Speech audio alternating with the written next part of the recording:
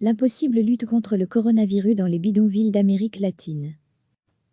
Ce n'était qu'une question de temps, l'épidémie de coronavirus touche désormais les bidonvilles d'Amérique latine, où des millions d'habitants sont dans l'impossibilité de respecter les mesures préventives, au risque de mourir de faim. Nous sommes de plus en plus préoccupés par les pauvres et les autres groupes vulnérables, plus exposés à la maladie et à la mort en raison du virus, a récemment déclaré la directrice de l'Organisation panaméricaine de la santé, Carissa Etienne.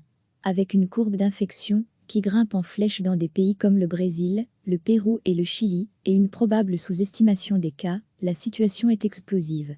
En Argentine, les autorités ont tiré la sonnette d'alarme après la détection de 84 cas de contamination avérés et une centaine d'autres suspects à Villa Azul, un bidonville de la périphérie de Buenos Aires.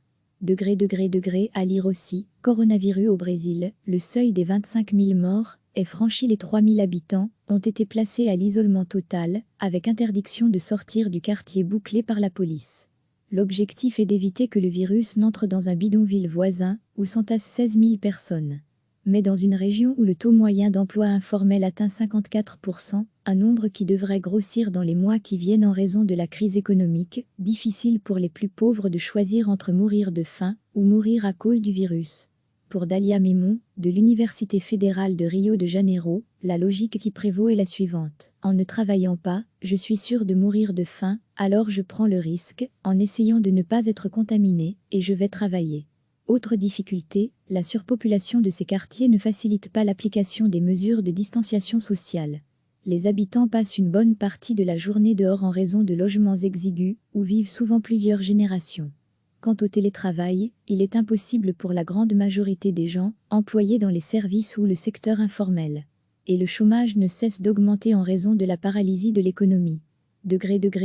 À lire aussi, coronavirus, l'Amérique du Sud, nouvel épicentre de l'épidémie. Nous sommes ouvriers du bâtiment, vendeurs, on sort tous les jours.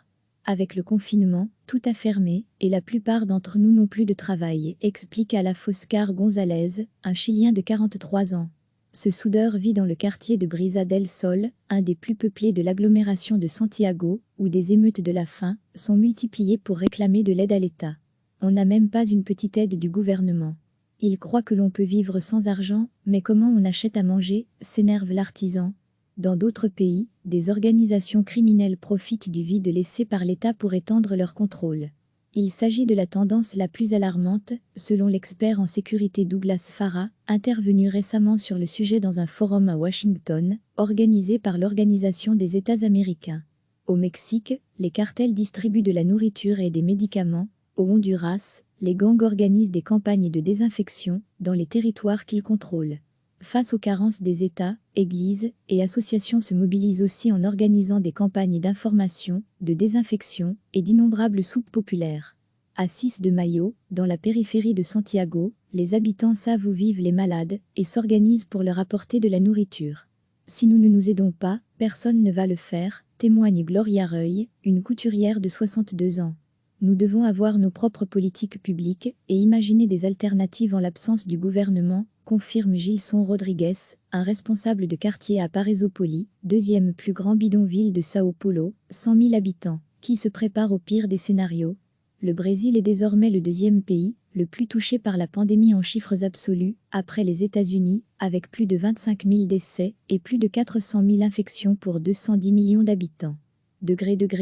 À lire aussi, coronavirus dans le monde, l'Europe respire, l'Amérique du Sud s'enlise. Autre casse-tête, l'accès à l'eau. Selon l'ONU, près de 89 millions de personnes dans la région ne disposent pas de services élémentaires d'assainissement, rendant difficile le lavage régulier des mains, règle de base pour prévenir la propagation du Covid-19.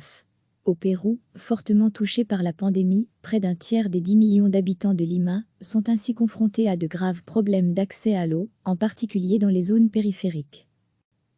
La crise de l'eau à Lima est une menace silencieuse.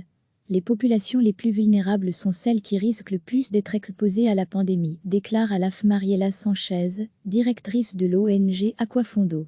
Au Venezuela, l'épidémie est venue s'ajouter à une situation économique déjà catastrophique, avec des pénuries d'électricité et d'essence toujours plus nombreuses.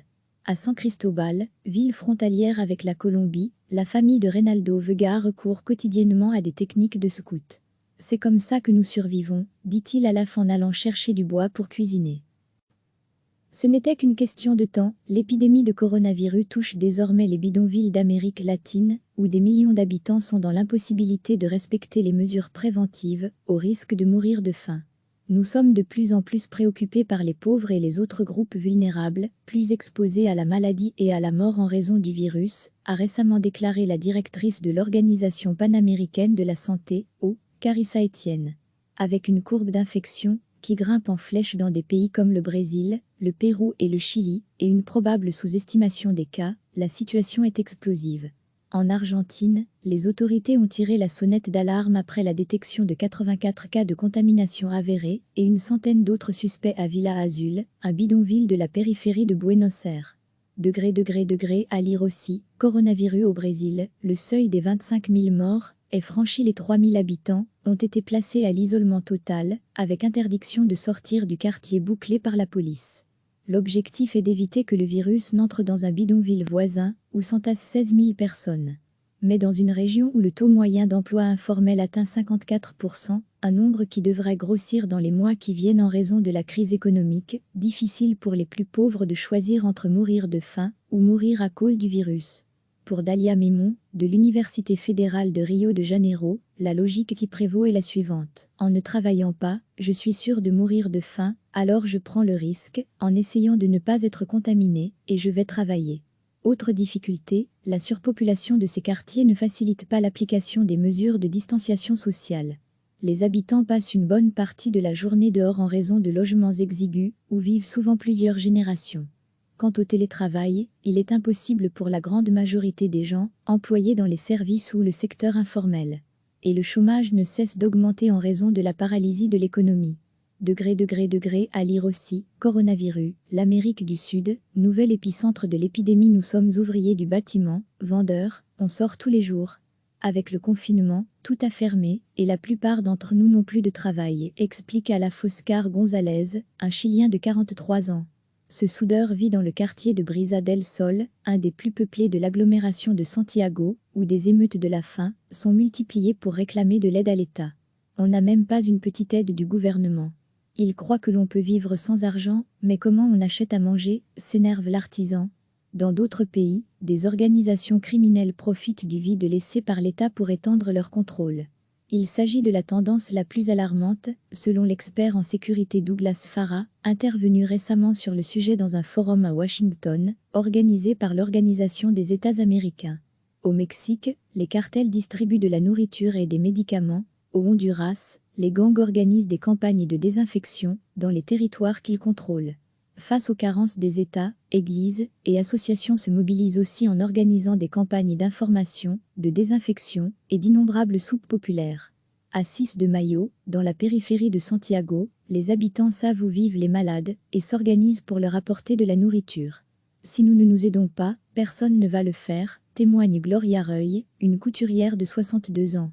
Nous devons avoir nos propres politiques publiques et imaginer des alternatives en l'absence du gouvernement, confirme Gilson Rodrigues, un responsable de quartier à Paraisópolis, deuxième plus grand bidonville de Sao Paulo, 100 000 habitants, qui se prépare au pire des scénarios. Le Brésil est désormais le deuxième pays, le plus touché par la pandémie en chiffres absolus, après les États-Unis, avec plus de 25 000 décès et plus de 400 000 infections pour 210 millions d'habitants.